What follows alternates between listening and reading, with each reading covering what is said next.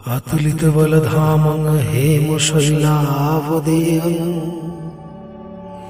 दनुजवनकृशानं ज्ञानिनामग्रगण्यं सकलगुणनिधानं वानराणामधीशं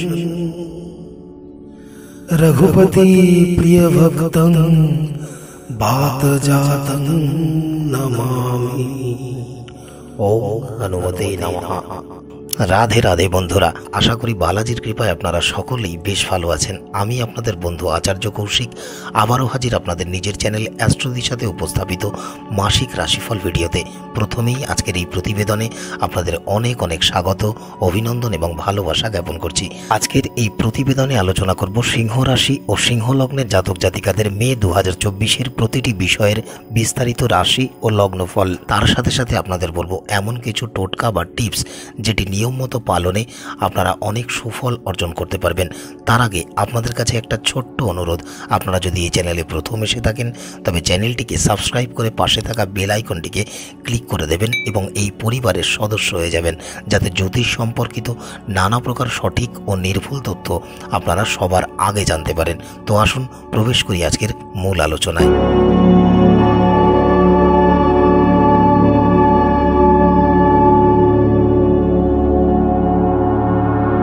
2024 সালের পঞ্চম মাস মে মাস সিংহ রাশির জাতক জাতিকাদের কিছুটা উত্থান পতন থাকবে, তাই এই মাসে আপনাদের জীবনের প্রতিটি বিষয়ের প্রতি অধিক মনোযোগী হয়ে চলতে হবে। পাশাপাশি আপনাদের জীবনে চলমান যে সমস্ত সমস্যা তার উপরেই সম্পূর্ণ ফোকাস করে আপনাদের সেই সমস্যার সমাধান করার প্রয়াস প্রচেষ্টা চালাতে হবে। পাশাপাশি এই মাসে আপনাদের স্বাস্থ্যেরও উত্থান পতন দৃশ্যমান, তাই এই মাসে সিংহ রাশির জাতক জাতিকাদের স্বাস্থ্যের বিষয়ে অধিক সতর্কতা ও সাবধানতা অবলম্বন করে চলতে হবে, অন্যথায় কোনো প্রকার চোটাঘাত লাগতে পারে বা দুর্ঘটনাজনিত কারণে অস্ত্রোপচার হওয়ারও আশঙ্কা রয়েছে। আবার সম্পূর্ণ মাস জুড়েই যে কোনো প্রকার ঝামেলা বা বাদ বিবাদ থেকে আপনাদের দূরে অবস্থান করতে হবে এবং যে কোনো বাদ বিবাদ থেকে বেরিয়ে আসার চেষ্টা চালাতে হবে এবং লক্ষ্য রাখতে হবে যে অপ্রত্যাশিতভাবে হলেও যাতে কোনো ঝামেলার মধ্যে আপনারা জড়িয়ে না পড়েন। এই মাসে আপনাদের দীর্ঘ কোনো ভ্রমণের সুযোগ প্রাপ্তির সম্ভাবনা রয়েছে এবং এই ভ্রমণ থেকে আপনারা কোনো ব্যবসায়িক সুযোগ সুবিধা বা পেশাগত সুযোগ সুবিধা পেতে পারেন অথবা অনেক লাভ অর্জন হতে পারে। যারা চাকরি করেন এই মাসে তাদের বর্তমান পেশাগত অবস্থান বেশ অনুকূলেই থাকবে।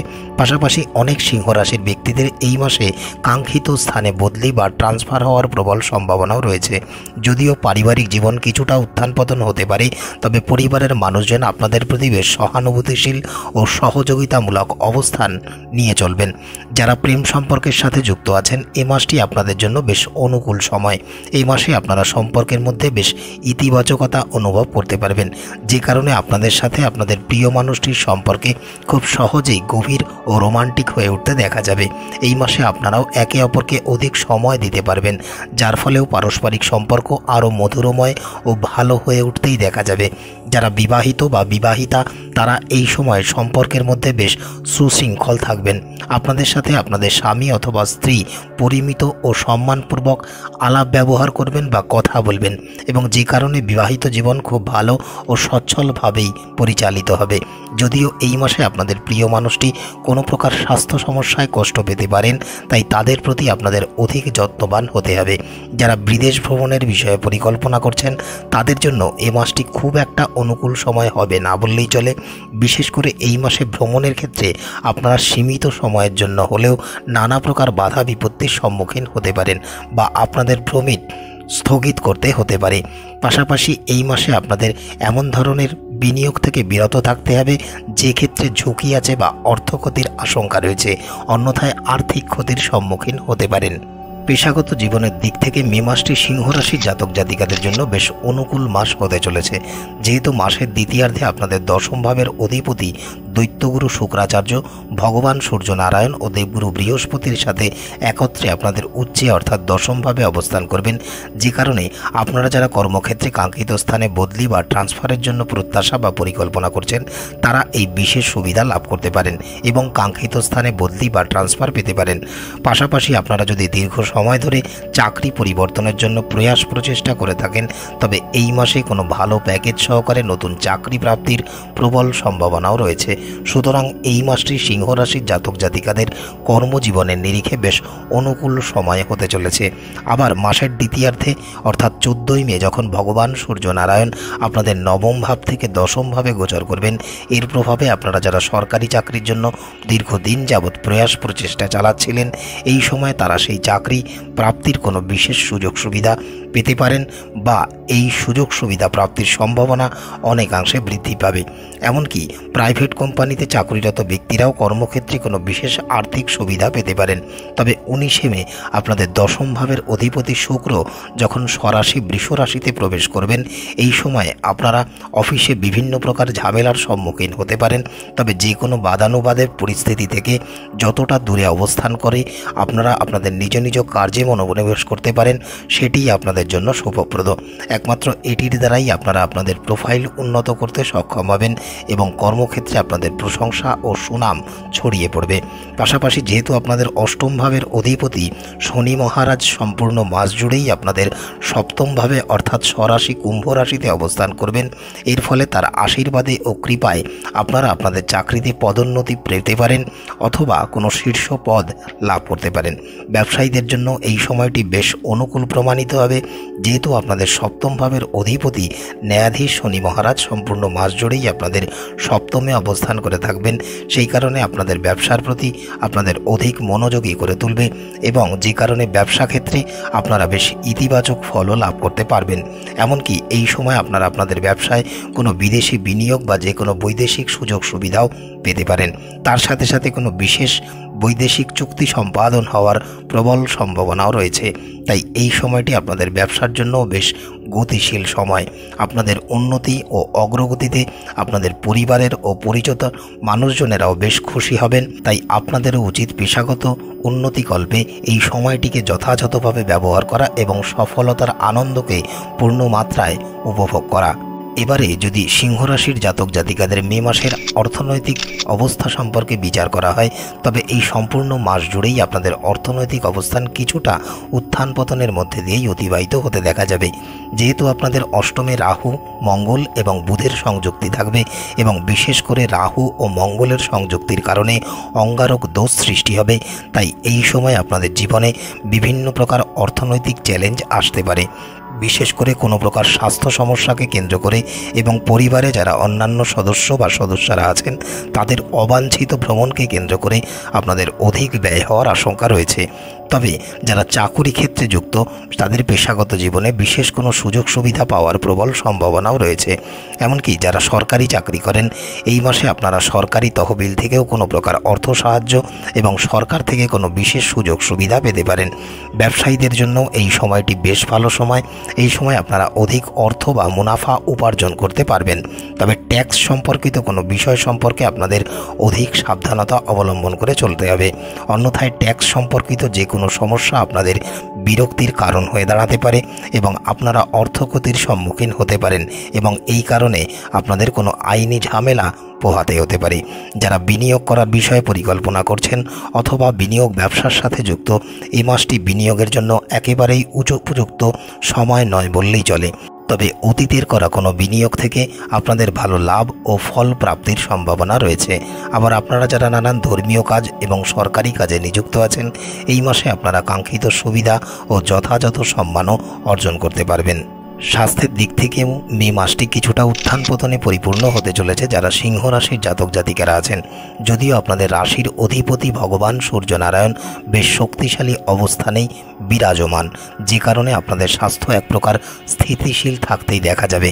তবে যেহেতু আপনাদের অষ্টমভাবে গ্রহের যুবরাজ বুধের সাথে রাহু ও মঙ্গল অবস্থান করবেন এবং রাহু ও মঙ্গলের সংযুক্তির কারণে অঙ্গারক দোষ সৃষ্টি হবে, তাই এই সময় আপনারা হজমের সমস্যা, সংক্রমণ জাতীয় সমস্যা, পেট সংক্রান্ত সমস্যা এবং বিভিন্ন ধরনের শারীরিক সমস্যার সম্মুখীন হতে পারেন।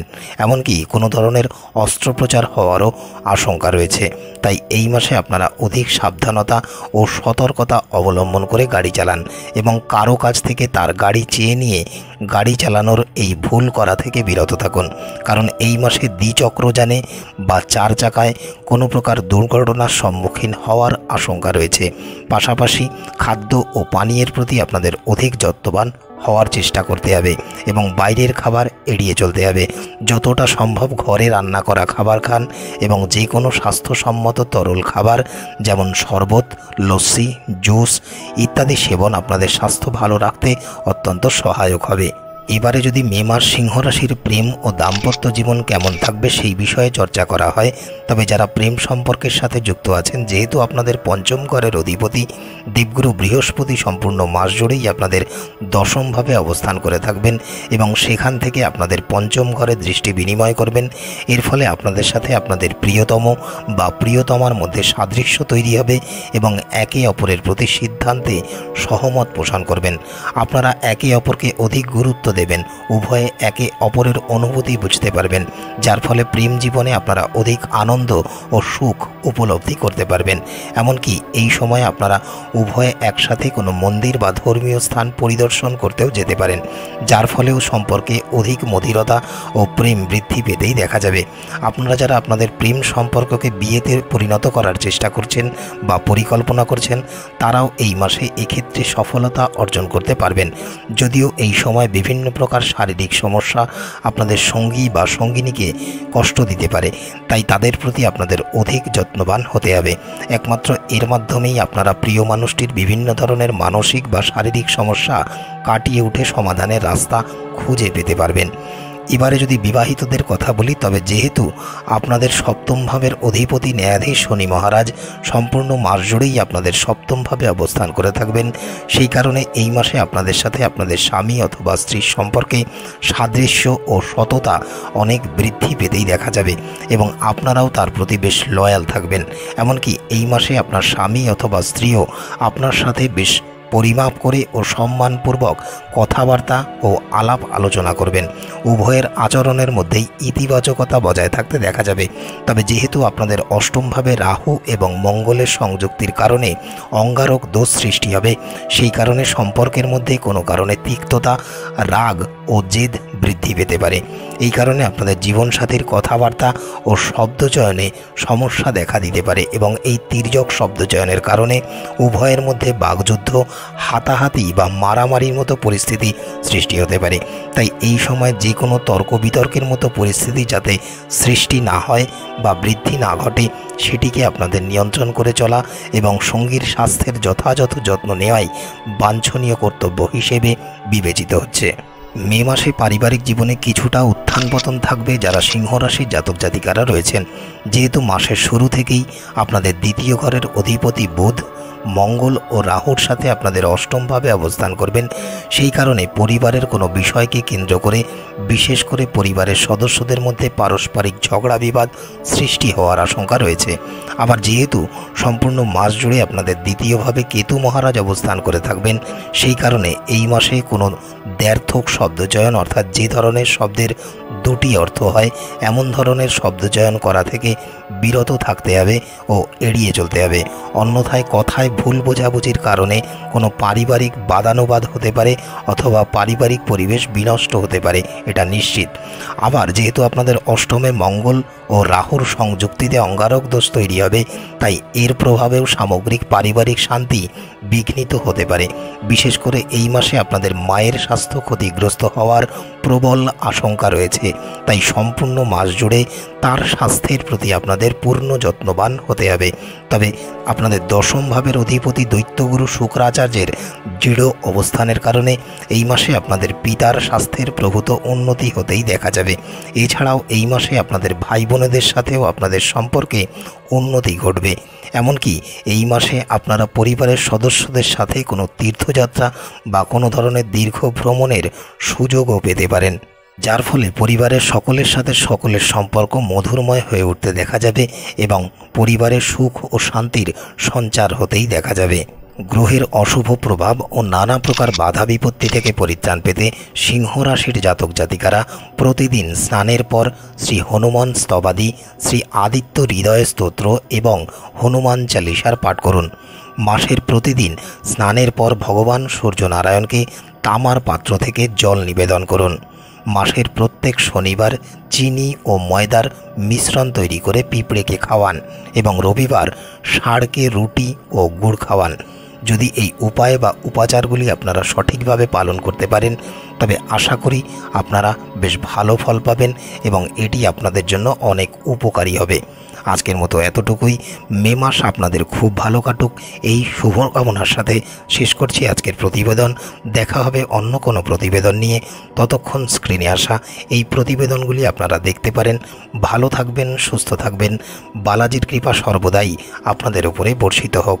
রাধে রাধে। ওম নমো হনুমতে রুদ্রাবতারায় দেবদানব ঋষিমুনিদোরগায় রামদূতায় স্বাহা।